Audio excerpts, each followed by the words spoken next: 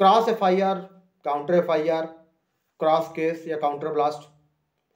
क्या ये हैं ये टर्म्स? और क्या क्रॉस एफआईआर दर्ज करवानी चाहिए? क्रॉस एफआईआर दर्ज करवाने के क्या नुकसान हो सकते हैं? क्या क्रॉस एफआईआर दर्ज करवाने से कोई फायदा भी मिलता है? तो फ्रेंड्स, अक्सर लोग क्रॉस एफआईआर तब जब दर्ज करवाते हैं जब उनके विरुद्ध कोई केस दर्ज करा दिया जाए। तो वो भी ये सोचते हैं कि हम भी एक केस दर्ज करवा देते हैं, अब वो चाहे एफआईआर थाने पर दर्ज हो जाए या मजिस्ट्रेट या स्पेशल कोर्ट में 156(3) सीआरपीसी का प्रार्थना पत्र देकर न्यायालय के आदेश पर दर्ज हो जाए, या 190 सीआरपीसी में कंप्लेंट के रूप में एक मामला पंजीकृत करवा देते हैं, ताकि आगे चलकर जो भी आरोपी पक्ष है और जो पीड़ित पक्ष है, या दोनों ही मान लीजिए एक तरफ से आरोपी एक तरफ से पीड़ित, तो आगे चल के मामले में कंप्रोमाइज की संभावना बन जाएगी कि मामले में कंप्रोमाइज हो जाएगा, समझौता हो जाएगा और ऐसा मामला खत्म हो जाएगा। तो क्या क्रॉस एफआईआर दर्ज कराना या क्रॉस केस करना सही होता है? तो फ्रेंड्स, जब भी कोई मामला दर्ज किया जाता है, चाहे एफआईआर दर्ज हो जाए, तो उस मामले में इन्वेस्टिगेशन होती है। इन्वेस्टिगेशन में साक्ष्यों के बयान रिकॉर्ड किए जाते हैं। साक्ष्यों के बयान में अगर मान लीजिए किसी व्यक्ति के विरुद्ध साक्ष्य नहीं मिलता है, तो उस व्यक्ति का नाम पुलिस इन्वेस्टिगेशन में बाहर निकाल दिया जाता है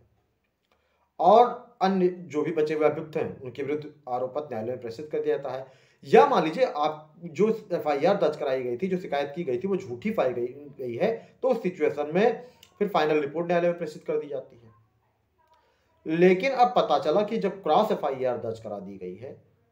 तो इसका मतलब आप अपने साक्षी पेश करेंगे, वो अपने साक्षी पेश करेंगे,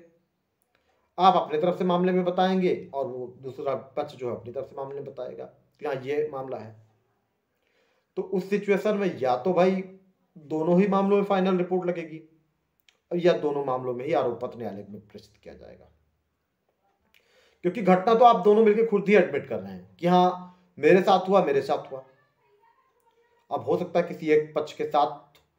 अपराध कारित हुआ हो, उसको पीड़ा पहुंचाई गई हो, और दूसरा पक्ष केवल अनुचित लाभ लेने के लिए ही ऐसा कर रहा हो।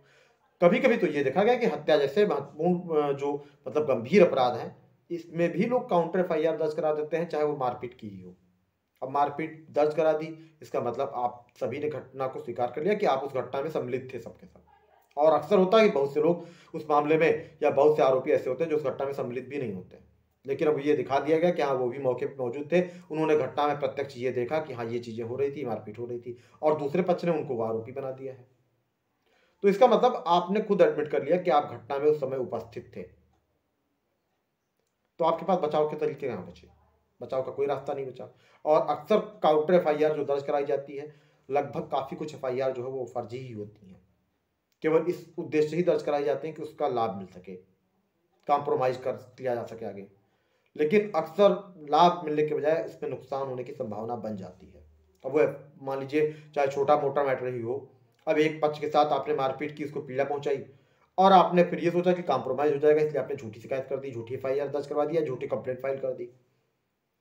तो उस सिचुएशन में ये मान लीजिए कि आपने मामला कहीं ना कहीं एडमिट कर लिया है और आपने खुद बता दिया कि आप उस समय मौके पर मौजूद थे, भले ही दोनों पक्ष के साक्षियों के बयान में भी ये बात आएगी फिर, क्योंकि आप अपना पक्ष रख रहे हैं, दूसरा पक्ष अपना पक्ष रख रहा है। तो काउंटर एफआईआर कभी भी जब दर्ज कराई जाती है, तो इसलिए ध्यान रखिए कि काउंटर एफआईआर के फायदे के साथ साथ नुकसान बहुत ज्यादा है, और झूठी एफआईआर तो बिल्कुल दर्ज नहीं करानी चाहिए। सही घटना हो गई है, मान लीजिए किसी कारण से किसी के साथ ऐसा कुछ हो गया हो कि इसमें मारपीट दोनों पक्षों में हो गई हो या कहीं ऐसा जघन्य अपराध हो गया हो, तो उस सिचुएशन में तो एफआईआर दर्ज कराई ही जाएगी और दर्ज करवानी भी चाहिए। लेकिन जनरली अगर मान लीजिए कुछ ऐसा अपराध हो गया हो जिसमें पता चल रहा है कि अनजाने में ही आपसे वैसा अपराध हो गया हो, लेकिन अब केवल आपने अनुचित लाभ लेने के लिए जितने भी आरोपी बनाए गए थे उन सबको भी वहां पर मामले में आपने प्रस्तुत कर दिया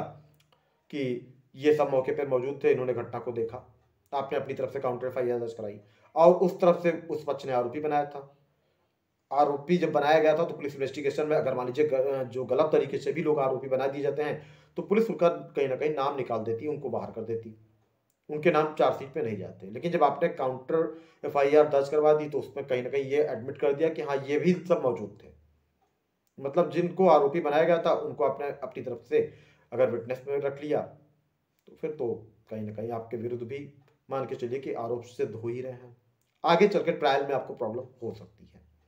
इसलिए जरूरी होता है कि काउंटर एफआईआर हर मैटर में दर्ज मत कराइए, खासतौर पर झूठी काउंटर एफआईआर तो बिल्कुल ही मत दर्ज कराइए, नहीं इसका नुकसान आपको ज़्यादा ही हो सकता है। तो फ्रेंड्स, अगर आपको